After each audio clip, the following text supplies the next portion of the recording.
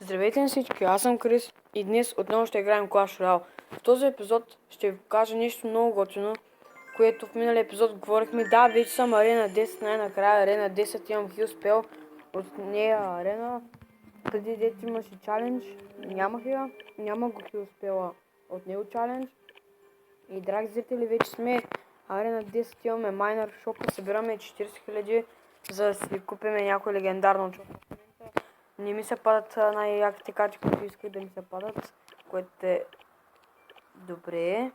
Исках да ми се паднат, примерно, Найтвичка, Принцес, да кажем, Далог. Тези легендарни ги искам в шопа, например, или Грейвярда.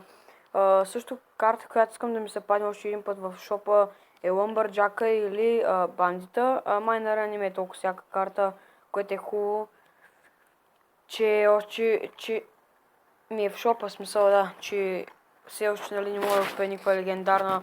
И да, това е дека, с който играх много битки и най-накрая стигнах. В миналия епизод говорих за него, може да отидете да видите. Значи дека, с който играх беше Elite Barbarian, Ice Spirit, Battle Ram, 3 мускитарки, Skeleton Army, Goblin Gang, Zap и Knight. Естествено, за да може да пиете по-лесно да вземате повече хитпоинти съответно на единиците или на кулите, трябва съответно да имате по-висок левел карти.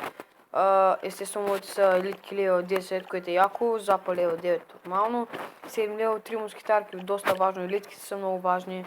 И да, дека е готин. Ако повечето хора са забелязали, имаме Mortar Challenge, който се играе само за 10 GM, смисъл няма free entry, аз го изиграх целия.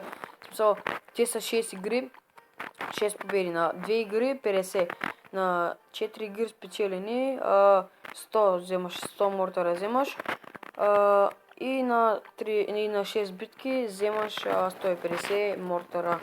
Бройки мортара дават се 100 джема, 100, извинявам се, 10 джема, няма фри ентри, което е тъпо. Да, но да, това е за този епизод, това исках да покажа. В него, между другото съм в нов клан, BG Тапаците. Един приятел го създаде, не знам всъщност защо го написат Тапаците, но няма значение. Да, това беше този епизод, да покажа, съм вече арена 10. Дека е много добър, взете от един приятел. Той го е направил, той си го е нали, той си го е правил, той е измислил как да бъде построен. От него съм го взел, повтарям. И да, това беше всъщност за този епизод. Само да покажа, че най-накрая успяхме да дигнем. Няма, мисля, че реплеове на тези битки.